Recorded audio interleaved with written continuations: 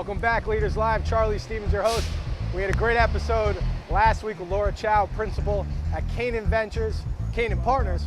Key gem takeaway was to have a good community around you and build a core team of advisors and mentors that can help you elevate and get to that next step. Today we're on 56th and 5th Avenue. We're going to meet with Brendan Kamm, CEO, co-founder of Thnks. We're going to 712 5th Avenue. Let's go.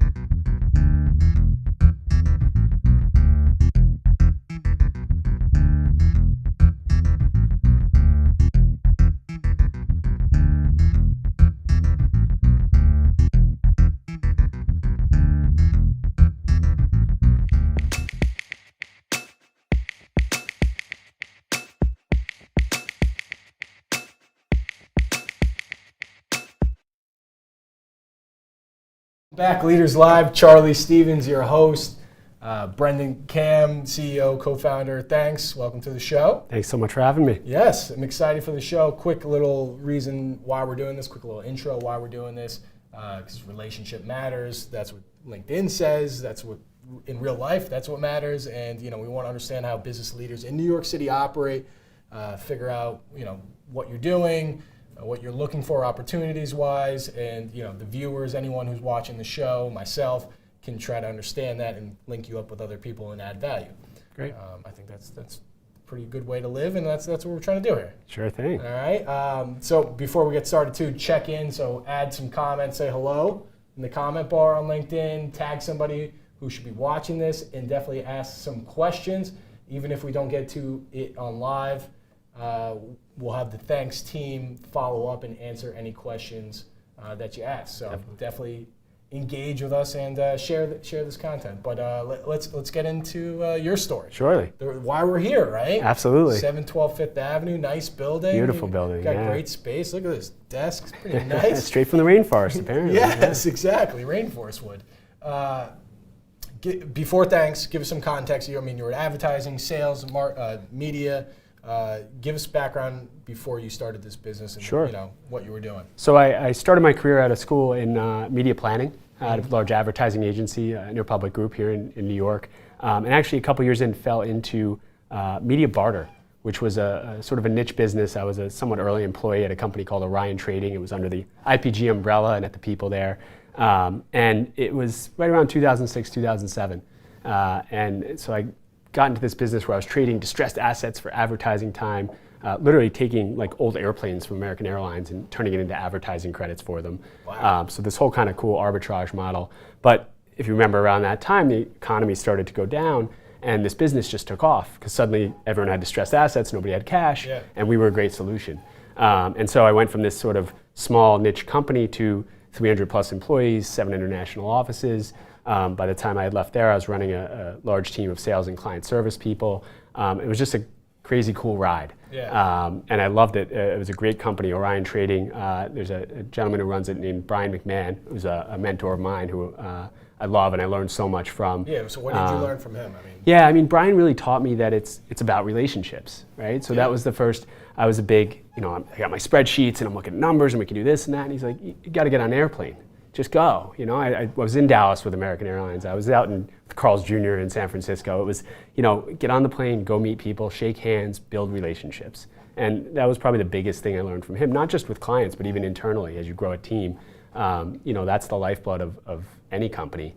And so I think there's a lot I learned from him, but that was probably the number one thing. Being able to just sit face to face and look someone in the eye and continue a relationship is really how business gets done. Yeah. And so that was just an amazing ride for me and what got me kind of hooked on the idea of growth and being part of something that's a rocket ship. Right. Well, I mean, you went through a rocket ship. You said your team was like 19 people. Then you went to 300 or something like that. Like that's a rocket ship. So Definitely. Through that process of like absolute crazy growth, is there tips to elevate a team like that? How do you do it? Yeah, I think something I learned along the way, and now being on the other side of it and being a CEO, is the less control you have, the better. You always want to kind of put everything in the place you want it to be, and you realize that's not how it happens, right? It only happens when you find the right people and trust them. And if I look at any mistakes I've made, even it's been where you made the wrong hire, and that might not be because it doesn't mean the person wasn't any good. It means they didn't quite fit culturally, or didn't have quite the same work style as maybe the rest of the team. And those are the things that I found really make a difference. It's finding the right people, putting a vision in place, and letting people execute on it. It's not sort of being over every little individual thing happening. It's setting that sort of path, and then having the right people that you trust and that want to be on the ride with you. Right. So you're not micromanaging everybody. Totally. You're actually trusting them and letting them grow as well. Yeah, and it's not good for your own health or their health if you're micromanaging or staying on top of them. Yeah. So I find it's trust, and even if it doesn't get done the way I would have done it, it's getting us to the same place at the end of the day. Absolutely. Let's talk about Thnks. Yeah. I mean, it is very cool. We met a couple years ago back at New York Tech Day. That's right. And I thought it was one of the cooler products out there, Thank actually. you. And we stayed in touch. And building businesses with gratitude is a great tagline. But tell us a little bit about the product, the services, the software that you have, everything that's going on here, Sure. and how you're ramping up. Yeah, it's, look, it goes back to those relationships, right? It's a software platform, lets you send small gestures of appreciation and do it digitally. So there's times, right now, very apropos, that you can't meet face to face. And so where if I walked into Starbucks right now and saw you or a client of mine, I'd buy you a cup of coffee every time. But why aren't I doing that every day then? Why not do it for my client in Chicago or LA? And that's really where Thnks came from. The idea that I could just send these little gestures. And I call them that because sometimes I think people think of us as like gifting. It's not really gifting. That's just about doing the right thing and being grateful. It's not really about a gift. And people use us to gift, sure. You can send bottles of wine and all kinds of kind of fun stuff on the platform. But to me, it's more about that everyday relationship building. Hey, I'm thinking about you. Right. It's raining out, I'll send you an Uber ride, skip the subway, it's on me, that type of thing. So the front end of the software is very much, here's a very simple way that you can connect and stay connected and let your clients, customers, employees know you're thinking of them. What I'm really selling to some of my larger clients is the back end of that software, because in a business context, even just buying you a cup of coffee, I've got an expense report to do. I have to know what budget it comes from. There may be compliance rules for me or for the recipient. So Thnks takes care of all that. So it can be set up so that if you're in a relationship building role, sales, client services, customer support, anything you see, you can send. So your budget's there, the expense report's taken care of, it hits your CRM, the compliance rules are already in place. We can actually stop you from sending so that you don't break rules in terms of how much, over a time period, individually, all these things that traditionally would take someone compiling expense reports now get done in real time. Right. And so that's what gives us a sort of enterprise base of customers that we have. Super helpful too. I mean, and not to mention it's much nicer than an email. Like write a long-winded email, this is what I do, or like thanks for meeting with me or whatever. Like you sent me a cup of coffee and a brownie from Starbucks. Thank you very much. I appreciate that. But then there was also an interface to communicate where I was like, do you want to say something back? So I was like, this is great, this is cool. And is that integrated with the software as well? So it's like into your CRM or something? It is, it all comes back. So it gives people an easy way to now connect something oftentimes outside of the sale or the business element that we have. You and I were talking earlier about giving people movie tickets, for instance. Something where I could follow up a few days later, how'd you like the film? Did you enjoy it? Did the kids like it? Right. It just connects us at a deeper level. And I think that's just really important, that you've got this sort of continued interaction, right? People are inundated with emails, with phone calls. Nobody's listening to voicemail. Nobody even answers the phone anymore because of all the spam at this point. But we've got a 90% plus open rate on these things. So it's a very, I think so, right? it's a great little thing that doesn't cost a lot of money, keeps you connected, and then it is about giving. So as you saw, if you don't want to accept the gift or you can't because your company doesn't allow you, you can actually donate the value of it to a charity instead. So we try to keep that idea of philanthropy like deep within the core of who we are at Thnks. Yeah.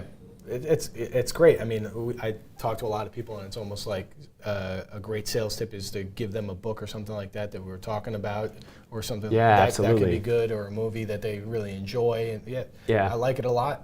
As you've built your team, talk about the growth process of building a team, hiring. What you look at as a CEO in building this company.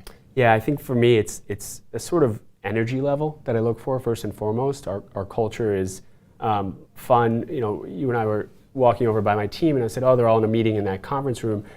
They were actually in there assigning nicknames to everyone on the team.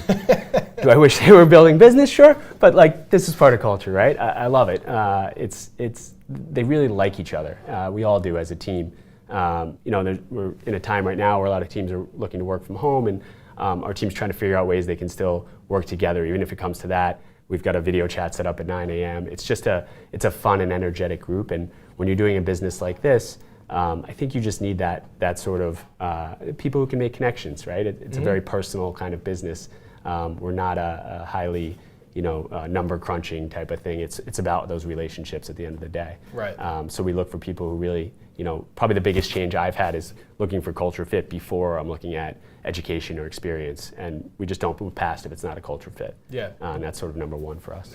Tell me a little bit more about culture fit and like how you look at culture while running your company. I mean, do you set a mantra for the company, or like how do you look at culture and how do you implement it? It's another one of those things I've kind of learned over time now. You can't force culture, right?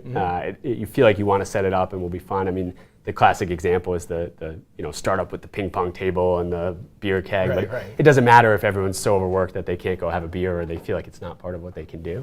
So what we do is just try to make sure there's these elements of sort of bonding. We have a once a month a Thanks Day. So this is a time for us to go out and do something together as a team. And what we've now instituted is realizing that our sort of key values are being thoughtful, giving back. So we're now one in every 3 Thanks Days we go and we do something where we give back. So nice. we recently had a soup kitchen in the Bronx. Very nice. We've done a few different events where we're sort of volunteering, and it's a good reminder that you go to a Yankee game together or go bowling together, and then the next week you're realizing there's people who literally need to come to a soup kitchen for their meal. And it grounds you, and it makes sure we remember sort of what we're doing and how lucky we are to have what we have. So for me, I think it's very much, again, not so much micromanaging culture as you get the right people in place, and they'll drive that, and then you just have to be confident. We do things like very extensive vacation, come and go as you please, as you need to. You don't have to tell me if you have a doctor's appointment, you need to leave in the middle of the day. Like, we treat you like an adult. Right. We expect you to do the right thing as well. And I think that gives people a lot of trust between the company and the employees, and even the employees amongst themselves. Yeah, absolutely. As you have a software and you are integrated with the sales cycle, and you have, it's almost like your superpower is sales. I mean, you've been doing it for a while. Right. Do you have? I think we have a lot of people who actually watch that are within sales, and they're trying to better themselves. Do you have any tips or tricks for sales cycles and how to get to that next level? I think one thing for me is it's become so automated, and that's great because it extends your reach, but it's sort of extending you horizontally at the expense sometimes of vertically, right? So we don't get as deep sometimes with people. I think it's important, especially as you look at a pipeline and sort of key things. Don't just rely on your kind of automated marketing and the flow that works for everyone. Yeah. That's a great base, but I think you really do have to go a little further. As much as people aren't picking up the phone, if you can get that time, obviously face-to-face even better. Right. I just think it's really important still for that relationship building. I also think people have a tendency to, they're so worried about their qualification, right? We got to qualify the lead, absolutely, but just because it's not the right thing now doesn't mean it won't be in the future. So you think about it like you think about networking. It doesn't have to lead to the sale right now. I just need to keep meeting people, staying in touch, keeping on radars, and then when the time is right, I'm there.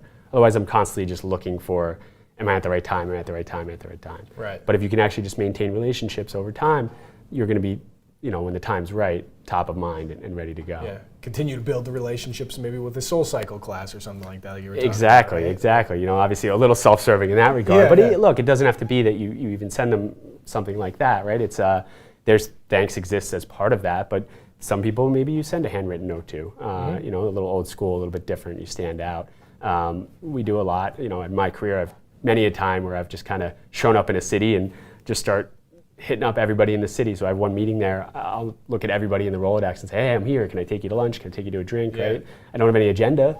I'd just love to, why not? I'm in town. Right. And I think sometimes people lose that in the, there's so much with all the automation and everything going on, you lose a lot of the personalization. Mm-hmm. Let's talk about the partnerships, the collaboration aspect of it, right? So what makes a good partnership that in the sales cycle or wherever in business, right? Yeah. That something that's worked for you and why it's worked? Yeah, I think,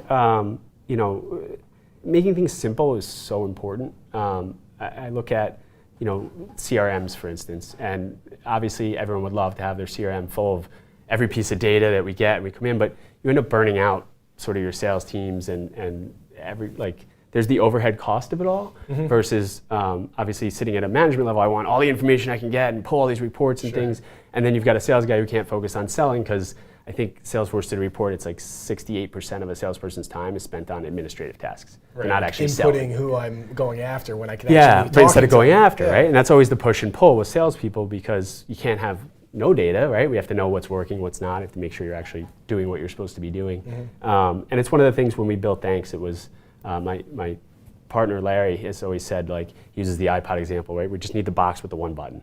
And I think that works really well as long as you can build something powerful but keep it really simple. And I think that's so important in all aspects. So whether that's something like using Thanks, we actually have clients who, salespeople have told me, I use Thanks, I love it, business relationship, whatever, but the real reason I use it is it's actually easier than filling in my CRM because it connects and does it all for me. Right. So fine by me, but it's just funny that like it's almost a level of laziness that makes them want to use it because it literally fills in the CRM for them and they can show that they did this outreach or whatever. Yeah. So I think that's one key thing I found. It's very easy to look on paper at what makes sense, but at the end of the day, you've got people out there on the road, you've got people making 100 phone calls. It's not an easy job. Right. You take a lot of no when you're on the sort of sales side. Even the client service side, there's a lot of things go wrong. It's funny, one of our more popular categories in Thanks is actually the I'm sorry category. So you wouldn't, you think of it in terms of saying thank you, but there's a lot of times when something just goes a little bit wrong. And so we've had people send like the sorry board game, the Rocky Road redo Sunday, which is like a Baskin Robbins thing. So they get pretty fun with it, but yeah, it happens, right? That's and so good. having an easy way to stay on top of that and just acknowledge it when it does happen, I think is really important. Yeah. What are some of the partnerships or collaborations that you're looking for in the future that possibly someone who's watching or on the replay or whatever it may be can reach out to you and say, I have that type of business, maybe we could partner up or Sure. whatever it may be. What are the opportunities you're looking for? Really, there's two sides to my business, right? There's people using and sending Thanks, and then there's the actual Thanks that get sent. Yep. On people using Thanks, it really runs the gamut. I mean, I've got car dealerships and real estate agents, then I've got Fortune 500 companies with huge sales teams. Generally, I think the best use case, LinkedIn itself is a client actually, and they've got 40 managers around the country who manage teams using Thanks, and it's great. This big sort of distributed sales force can be managed in terms of budgets and rules and everything else from sort of one central account. And so that tends to work really well in that regard. But it's a pretty customizable platform, so can run the gamut in terms of who we look for there. On the flip side, I'd love to add more experiential type of things to the Thanks platform. Right. So it's great that I can send you an Uber ride or a cup of coffee or a pizza, but wouldn't it be cool if I could send you a Soul Cycle class or something that's sort of more local and something that you can do as a team. We've looked at things like like hair blow dry salons, right? It'd be cool to have like a shoe shine, right? These sort of little things that you do every day. Those are the things that can really be beneficial to someone instead of doing that kind of swag coffee mug hat. Right. I'd love Which to you send you a have. shoe shine or whatever, which we have. Yeah. And look, it is part of it. To me, that's marketing more than relationship building. Yeah. And that's certainly part of the whole flow of building relationship. But if it can be thoughtful and something I know you could use, I want to do that first and foremost. Right. And so that's always what I'm looking for. Yeah, great sales tool. So Yeah. I think there's a lot of opportunities there to partner with you. Let's talk about the network aspect of it. I mean, you got to build a pretty good network to get these sales. How do you go about building your network? Any tips or anything like that? Yeah, I know there's a very popular thing that says, especially if you're a executive and CEO, you need to learn how to say no. And I get that. I think I've gotten good at making sure I'm taking meetings and things that matter. But at the same time, I tend to be a yes guy. Mm-hmm. And yeah, that may be at the expense of some of my personal time, but it does open up a lot of doors. I don't need an agenda to meet with someone or have to have a reason. I think that's how you really build a network.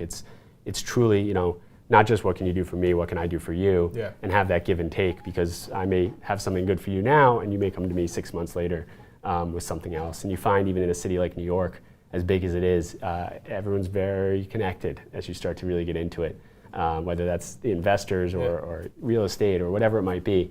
The people who are networkers, and you'll kind of keep running in the same circles, and those relationships get tighter and tighter. Right. If you're saying yes to a lot of different people, do you break down the time stamp? I mean, I've heard of the 5-20 rule, which is a 5-minute call or a 20-minute actual meeting, face-to-face meeting. But like, what do you do to actually? Because if you say yes to everybody, your time's all taken up. Like, how do you kind of justify your time? I actually do it, so I proactively block time on my calendar for this exact thing. Because if you just let your calendar run rampant, right, you'll always run out of time. So I actually have a couple 2-hour blocks where I will fill that time with, like you said, it might be a 5-10 minute, let's have an introductory call. It's where I use thanks again, right? And then I can send you a little thanks to sort of solidify it. But I make sure I set that time ahead of time. So I have 2 blocks on my calendar, a Friday afternoon and Wednesday morning, where that time is always blocked off. And occasionally I'll use it for my own, okay, I just need to go do something for my head. Mm-hmm. But oftentimes what I'm doing is filling that with things that I don't really know that are, maybe this will help, maybe it won't, maybe it's something for the future. So I'll block those into those times. And I just think it's important to have that set aside, otherwise you'll never do it. Yeah, I like that, 2 blocks, Monday morning and afternoon, Friday afternoon. I try to do the Friday afternoon, like follow-ups and like, it's good to block off the time. I think you got the right idea. I find if I don't do that, it's one of those things that's very easy to push. Like, I'm really busy. And you have to be true to yourself with it, right? Because you're trying to set meetings, you're like, you got that blocked time, I could put it in there. And I fall, I'll do it sometimes, but I try not to. I try to keep that really as time for that proactive kind of thinking. Yeah, 100%. The viewer questions, we had a few viewer questions actually submit before. So the ones that we had was from Chris, and it was, did you do research on the psychology of the sales cycle, and what was that? Yeah, it's actually, it's funny, it's one of the more fascinating pieces that I really get into, even before we started Thnks. The sort of big work on it, I guess, if you look in, there's a book by Robert Cialdini called Influence, and it's all about influence and persuasion, and chapter 2 is about reciprocity. And a lot of the science behind Thnks is actually built into that idea of reciprocity. So as human beings, we're kind of hardwired to want to stay even, never feel indebted. And indebted doesn't necessarily mean, full-on debt, right? The example they give in the book is the Hare Krishnas in the 80s in the airports. And they would kind of hand you a flower as you walked by. And they did a study on it, and they showed, people who took the flower, even if just did it absentmindedly, would give like 90% of the time and then throw the flower out in the garbage. Because it wasn't about what they were given. It was just the idea that, I was given something, I have to give back. Mm-hmm. I'm sure in the mail we've all received, you get the packet with your return address kind of stamps on it. Hey, a free gift from us. And that actually drives huge amounts of donations because people have this feeling of reciprocity that they want to give back if they've been given to. Mm-hmm. And so a lot of it, the idea of why this works and the ROI is baked into that. So as much as it is about gratitude and thoughtfulness, there's a true ROI to the business of giving. And that's why we like the small gesture, right? Because you never want to be, it shouldn't be something that feels like a bribe or like someone feels forced to do something. Yep. So the cup of coffee is a great example of, this isn't going to close your $1 million contract, but it is going to make someone get back to you a little quicker or take the phone call when it would be easier for them to push it off. And so those little things make a big difference, and there's a whole lot of psychology that goes into it. Actually open up that email instead of pushing it into some other phone. Exactly. So you're not going to force someone to do business with you, but it can shorten that sales cycle, it can bring a few more leads through the funnel, and that all adds up over time. Yeah, absolutely. The other question we had was from Sal. It was, what was one of the best gifts that you've delivered to a client? So we do have this great custom integration with Amazon, where you can literally search for anything. So while we curate a lot of cool stuff, the best stuff tends to be when someone knows something very particular about a recipient. My favorite one that we always tell is we had a client who sent someone a kayak. And we were like, okay, like we actually called them up because it was one of our bigger clients, and like, what was with the kayak? Usually we're looking at $8, not $800 gifts, you know? And they said, well, look, it was our top referrer for the year. We wanted to do something special, big outdoorsman. And this actually worked really well for us because we didn't have a home address because it's a business contact. You can't send a guy who works on Fifth Avenue a kayak and expect him to ride the subway home with it, which made all the sense in the world. So they sent it via our integration with Amazon. Literally, when he hits accept, all he has to do is, it's in his cart in Amazon, so he just gets it sent to his house, right? Nice. And we actually took that then and did, one of my favorite things was we sent a client who's a big tailgater, he's a Jets fan, and we sent him a Weber grill. And we were like, hey, for the upcoming season, and same situation, right? Like you would never send that to someone's work, that's just kind of mean. Right. But to be able to send it to their home without having to know their home address was like a really kind of cool thing. Those are some of the more fun things I've seen. On the flip side, we've had people literally send like a song. So they spent like $1 to send a song. One of the nicer, better use cases I saw was it was like the year that someone had graduated from college. So it was, hey, this was the top song the year that you had graduated. I just thought that was really clever for a very low sort of within output. iTunes or like? They did it right through, actually that one was through Amazon, Okay. Although we do have connections to iTunes as well. So I thought that was clever, and I started pitching out to people to do that, even with movies, right? This was the Oscar-winning movie the year you were born, or the year you graduated school. So you see people getting really clever and thinking of ideas we haven't thought of, and then we'll kind of repurpose it and curate it in there as well. I thought you were actually going to tell me a song or Graham, have somebody come to your office and sing to you. I don't know if that's like a thanks that or might anything. be, so I have this sort of extension idea of no thanks, and I think at some point, that might be a good no thanks. Someone you don't like, you send them we didn't choose to singing hire you. telegram. That's right. pretty good. Yeah. A question I got, I guess, is the compliance aspect of it. I mean, I could see that being an issue, but how do you go against that, the compliance? I mean, I think you kind of told me before this, but you go with the sales team and then you get to the HR team and work with them. But like, give me shed a little more light of that to make people comfortable with using it. So actually probably our fastest growing vertical, if you will, is regulated industries. So pharmaceuticals, financial services in particular, a lot of rules around what you can and can't send, how much, not just for an individual item, but over time. And these things get very hard to track, and especially if you're relying on sort of someone doing an expense report and that being compiled. So one of the great things we have with Thnks is we can go to a compliance group and we can actually have them, they'll dig right through our whole product, say yes, yes, no, no. And then we set up limits for all the different places people can send. And not just for their own rules. The nice thing is we've compiled a list we've got all the Fortune 500 now and then some of their compliance rules. And you can look them up right in the system, or we can actually alert you if you're sending to someone at .aa.com for American Airlines. Okay, it can pop up and say, hey, this is beyond their rules, it's over $100, you don't want to send this. Are you sure you want to proceed? Yeah, I can't take that Benz with the cash in the bank. Yeah, it's not going to work. Not anymore, maybe 20 years ago. But it's true, pharma was an area where, and I'm glad it's changed, right? There were doctors going on like Alaskan cruises with pharma reps. That's not good, but it's gone too far. Now they literally can't even give them a pen. Right. And so what we allow them to do is to say, we can connect some educational material, which is a compliance rule they have, and let them send something like a cup of coffee and say, hey, grab a cup on me while you read up on this new drug that we've got. I'm coming in next week. I'd love to, take 30 seconds of your time to talk about it. Yeah. And so this allows them to do that because it's all API based, connects to their compliance systems, flows through their systems, and just makes it possible in an area that really wasn't for a number of years now. Right. So that's probably the area I'm most excited about. It's a beautiful thing. I like that. Yeah, it is. As we leave off, can you give the community some words to live by, personal mantra, ethos? Yeah. Well, I guess it's always say thanks. Whether that's with a thanks, which I hope you do, or just generally in life, right? This was something that became a sort of side tagline for us, but you start to live it and you start to feel the difference a little bit. You really are, especially when times are tough or things are going on and you're feeling anxious, like to be grateful for what you have can make a huge difference in your own psychology and how you approach family and life and work. So that's mine. Always say thanks, no matter what. Be grateful for what you have. Awesome. The gratitude. Exactly. Thank you very much for coming on the show. Thank you, Charlie. Fist bump, right? right? Fist bump days. All right. And Nadal's going to hit the music. And that's it. Very cool. That's great. Thank you. Very cool. I think he turns off the volume at this point. Oh, there we go. The happiness in the music. It's